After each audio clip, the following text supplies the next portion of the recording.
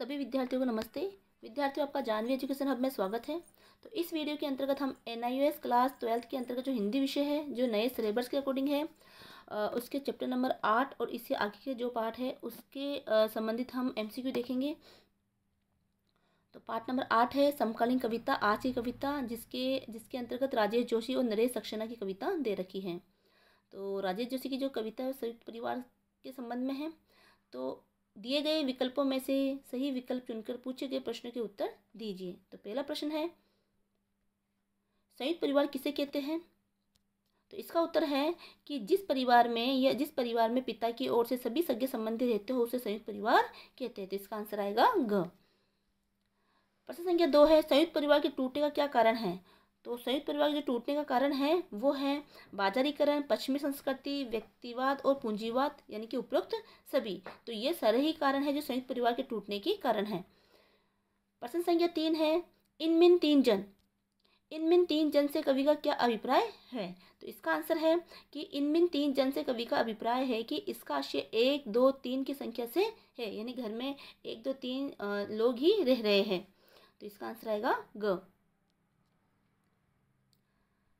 प्रश्न संख्या 4 है, ताला किसका प्रतीक है? तो ताला जो प्रतीक है वो है घर में किसी के न होने का प्रतीक है। तो इसका आंसर आएगा ख। प्रश्न संख्या 5 है, कवि को किस बात का पछतावा है? तो उत्तर है कि कवि को किसी के लौट जाने का पछतावा है, यानी कि जब घर में कोई नहीं है, ताला को देखकर कोई व्यक्ति से घर आया और वो लौट कर चला गया, तो किसी के लौट जाने का जो है पछतावा है। तो अगर किसी ने ये पार्ट नहीं पढ़ा है तो उस पार्ट को आप कंप्लीटली पढ़िए। मैंने वीडियो बना रखा है इस पार्ट से संबंधित। तो हिंदी की जो प्लेलिस्ट बनी हुई है आपकी क्लास 12th की, उसके अंतर्गत ये चैप्टर पढ़ाया हुआ है। तो क्वेश्चन आंसर देखने से पहले ज़रूरी है कि आप चैप्टर को अच्छे से पढ़िए। तो किसी के लौट जाने का जो है यही उसको पछतावा है। प्रश्न संख्या 6 है, चाय की क्या सामाजिक भूमिका है?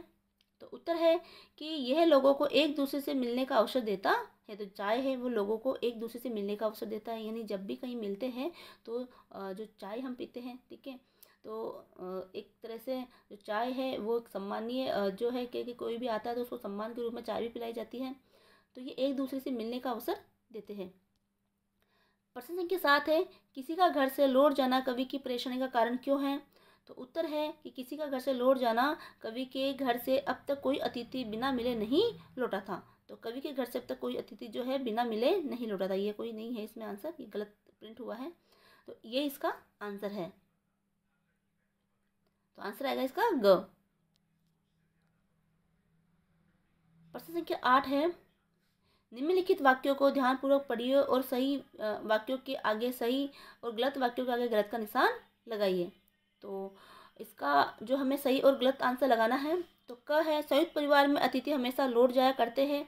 तो ये वाक्य गलत है, क्योंकि संयुक्त परिवार में कभी भी अतिथि लौटते नहीं है, क्योंकि घर में कोई ना कोई व्यक्ति उनको जरूर मिलता है। जबकि एकल परिवार में ये होता है, गिन 3-4 लोग रहते हैं और वो सभी अपने अपने काम के लिए या अपने काम के पर्पज से घर से चले जाते हैं, घर पे ताला लगा के चले जाते हैं। तो घर पे कोई नहीं रहता, पीछे से कोई भी व्यक्ति आता है, कोई अतिथि आता है, तो ताले को देखकर उसको वापस लौटना पड़ता है। जबकि संयुक्त परिवार में सभी लोग रहते हैं, अगर कोई व्यक्ति बाहर चला भी जाता है तो घर में बाकी के लोग रहते हैं। तो इस वजह से जब कोई मेहमान आता है, अतिथि आता है, तो उसको घर में कोई ना कोई व्यक्ति तो उसको ज़रूर मिलता है। तो ये जो वाक्य है वो गलत बता रखा है। वाक्य नंबर ख है, संयुक्त परिवार में अतिथि बिना स्वागत के नहीं लौटते। तो ये वाक्य भी सही है।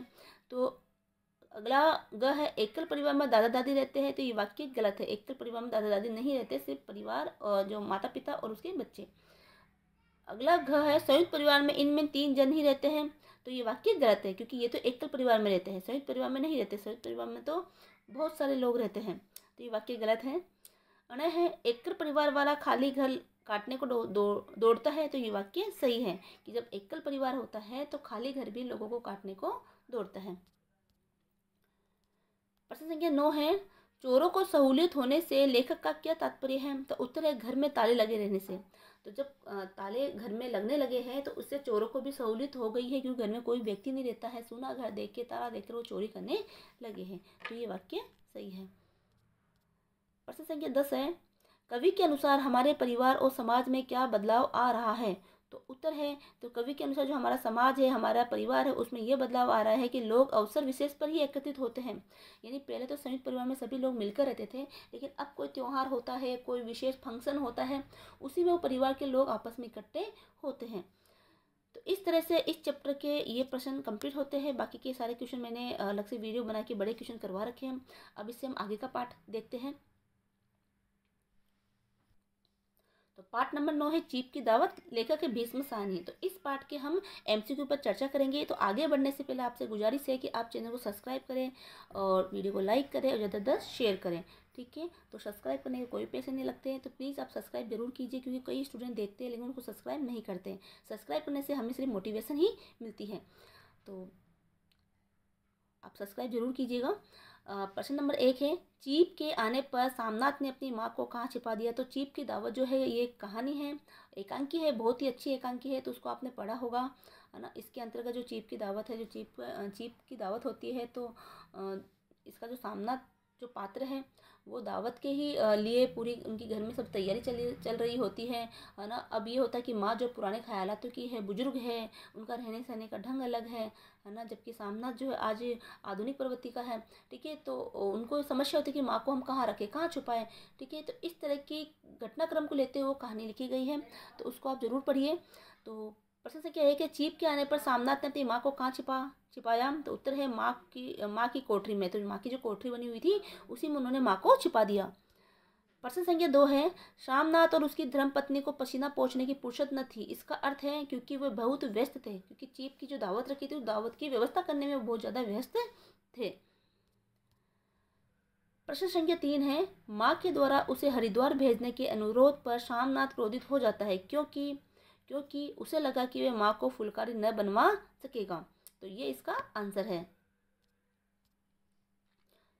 क्योंकि चीफ ने ये ऑर्डर दिया था कि माँ बहुत अच्छी फुलकारी बनाती है आपकी, तो मेरे लिए भी फुलकारी बनवा दीजिए। तो जब उन्होंने हरिद्वार जाने के लिए कहा माँ ने, तो सामने तो गुस्सा आया, उसको लगा कि वह माँ से फुलकारी न बनवा सकेगा, है ना, बनवा नहीं सकेगा, तो चीफ जी नाराज़ हो जाएंगे। उसकी जो प्रगति है नौकरी में, जो उसकी अच्छा पद मिलने वाला है, वो रह जाएगा।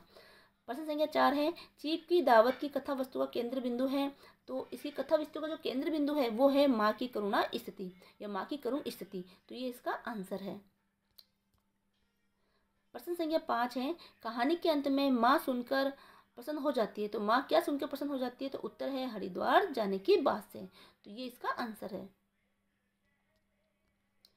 प्रश्न संख्या 6 है, चीप की दावत कहानी में अभिव्यक्त है। तो चीप की दावत जो कहानी है उसमें क्या है, पराधीन मानसिकता की। तो क्या अभिव्यक्ति हुई है, पराधीन मानसिकता की। तो इसका आंसर ख है। प्रश्न संख्या 7 है, सामनाथ की मुख्य चिंता है। तो उत्तर है ग, तरक्की से संबंधित। तो ये तरक्की से संबंधित है जो उसकी मुख्य चिंता है। प्रश्न 8 है, सामनाथ के व्यक्तित्व की विशेषता नहीं है। तो सामनाथ के व्यक्तित्व की क्या विशेषता नहीं है वो हमें बताना है। तो उत्तर है, देखो, मध्यम वर्गीय मानसिकता तो है ये उसकी व्यक्तित्व की विशेषता। तो देखो यहाँ से एक बड़ा प्रश्न भी बनता है कि सामनाथ के व्यक्तित्व की, चरित्र की विशेषता लिखी है। तो वो मध्यम वर्गीय मानसिकता है, यानी दिखावा करना। ठीक है, स्वार्थी होना, वो स्वार्थी भी है, और प्रदर्शन करने वाला है, वो दिखावा करने वाला है। तो ये तो उसकी विशेषता है उसके व्यक्तित्व की। अब यहाँ पूछा जा रहा है कि कौन सी विशेषता नहीं है। तो परंपरा के प्रति आदर भाव, तो ये विशेषता उसकी नहीं है, क्योंकि वो परंपरा के प्रति कोई आदर भाव नहीं रखता है। ठीक है, बस आधुनिक और पाश्चात्य संस्कृति को ही अपना रहा है, दिखावा ज़्यादा कर रहा है। तो ये तो उसकी चरित्र की विशेषता हो गई, बस ये एक चरित्र में उसकी विशेषता नहीं है। व्यक्तित्व यानी कि चरित्र में विशेषता होना। ठीक है, तो प्रश्न ये बनेगा कि सामनाथ के व्यक्तित्व की विशेषता लिखिए। तो आप ये 3 पॉइंट को लेते हुए लिख सकते हो और उसके बारे में जानकारी उसमें दे सकते हो। अब यहाँ तो एमसीक्यू में पूछा गया कि कौन सी विशेषता नहीं है, तो ये इसका आंसर आएगा। ठीक है, आगे है प्रश्न नंबर 9, सामनाथ की माँ की मुख्य चिंता है। तो सामनाथ की तरक्की की। अब देखो, माँ जो है वो बच्चे की तरक्की चाहती है, तो इतना कुछ होने के बाद भी वो अपने बेटे की तरक्की चाहती है, तो सामनाथ की तरक्की की। तो इस तरह से ये पार्ट नंबर 9 के भी क्वेश्चन आपके कंप्लीट होते हैं। तो इस तरह से हम है ना इस चैप्टर में ये इस वीडियो के अंतर्गत हम 2 ही चैप्टर देखेंगे, ताकि वीडियो ज़्यादा लंबा ना बने, और आगे जो है अगले वीडियो में बाकी के चैप्टर लेके आएंगे। तो ज़्यादा से ज़्यादा वीडियो को शेयर करें, चैनल को सब्सक्राइब करें। मिलते हैं अगले वीडियो में। जय हिंद, जय भारत।